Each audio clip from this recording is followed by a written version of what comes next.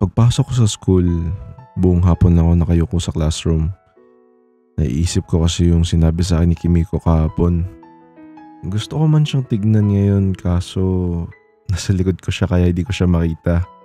Hindi ko sana siya papansinin buong araw kaso bigla siyang lumapit sa akin. Hoy, ikaw, Ah, bakit? bili mo nga ako ng strawberry milk dun sa kantin. Bakit ako inuutusan mo? Ikaw lang naman mukhang katulong dito sa classroom eh. Dalian mo na. Huwag ka nang magdrama dyan. Kanina ka pa mukhang depressed dyan sa upuan mo eh. Wait, tinititigan mo ba ako?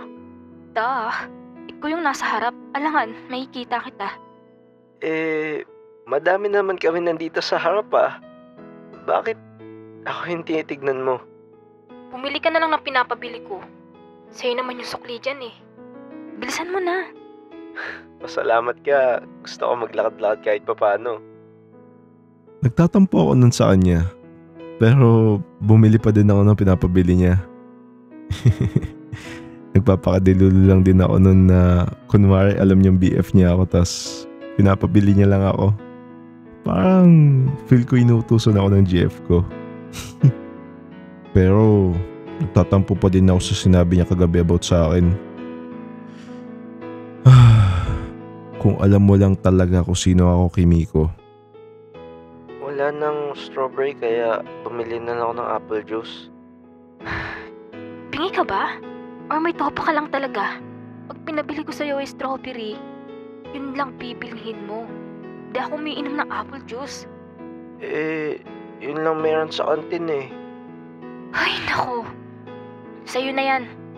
Kala ko pa na may pakinabang ka dito sa classroom kahit papano. Ay, wala pala. Sige, bibilan lang kita sa susunod ng strawberry milk. Huwag na, itabi mo na lang. Mukhang mas kailangan mo pa yung pera mo kaysa ipambili mo sa akin. Actually, totoo yun. One time na pag-usapan namin ni Kimiko kung mayaman ba sila at kung may kaya ba kami. Engineer yung tatay ni Kimiko at abogado naman yung nanay niya.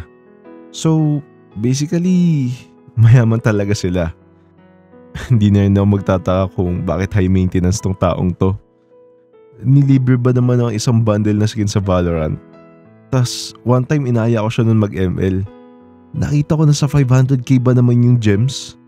Kala ko nung una naka-cheat eh.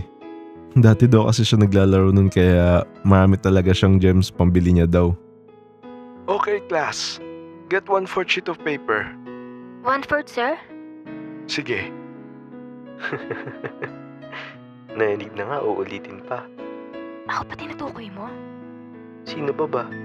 Ayus-ayusin mo pananalita mo. Baka umuwi ka na may pasa sa mukha. Sorry. Napakatapang talaga nitong babaeng to eh, no?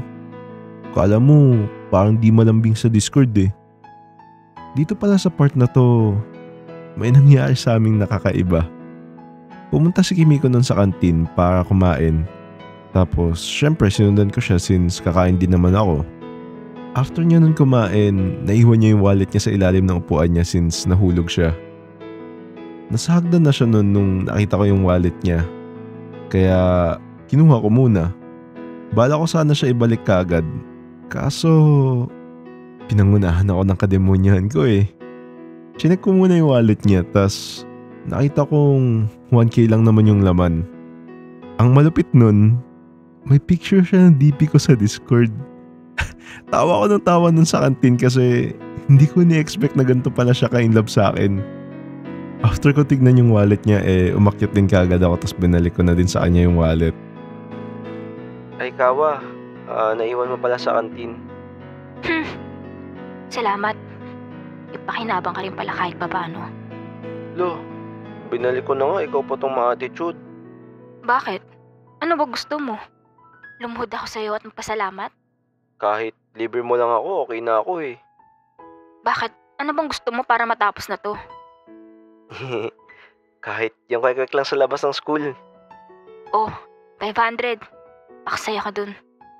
Ay, ayoko ng pera eh. Binibigyan na nga kita ng pera para bumili ka ng kwek-kwek mo, di ba?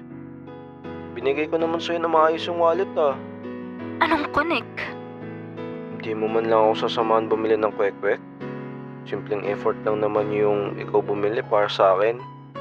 Ay wow, demanding ka pa talaga ha. Please.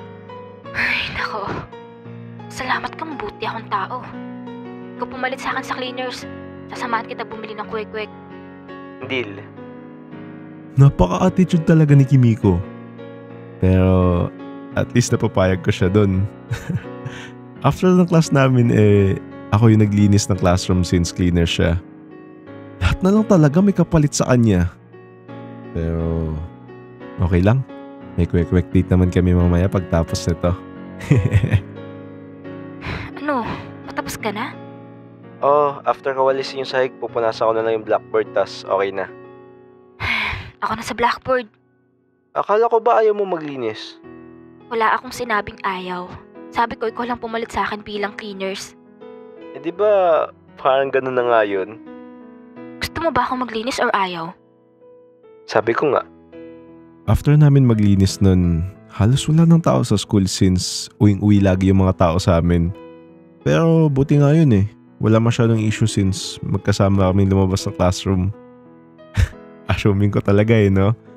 Feeling ngayon kasi ako na magkaka-issue kami. Sige na, kumuha ka na ng kwek-kwek mo. Ilan? Basta kahit ilan, ikaw bahala. Dalian mo na din, kasi gusto ko nang umuwi. Grabe naman to. Bakit ikaw? Ayaw mo ba kumain? Hindi ako kumakain ng street foods. Try mo lang naman. Kahit isang kwek-kwek lang. Ayoko nga. Kumain ka na lang dyan. Dalian mo. Okay. Hindi ko na siya pinilit kumain since mukhang naiinis talaga siya that time. Pinabayaan ko na lang siya nun tas inabot niya yung 500 kay Manang pambayad. Ay iha, wala kang panukli sa 500 Baka maibarya ka dyan. Ay Manang, eto lang po kasi yung pera ko Hala, paano kaya to? Sarado na yung mga katabi naming tindahan Ito po, may 100 pa naman po ako. Ayun, buti na lang. Bakit ikaw nagbabayad? Wala kang ambarya, diba?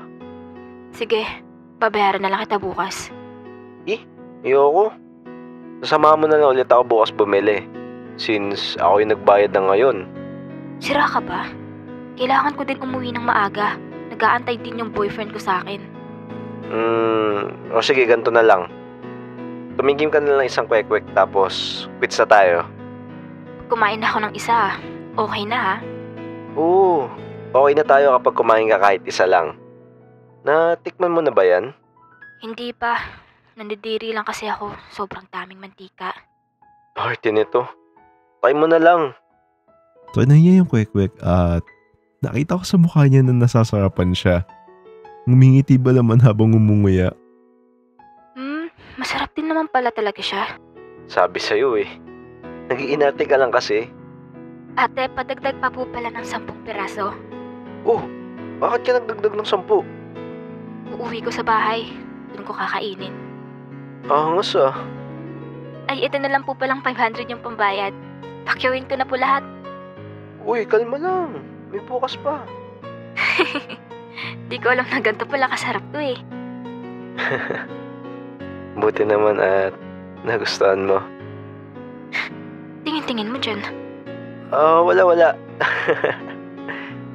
Hindi ko na-expect na ang cute mo pala pag nakangiti. Excuse me?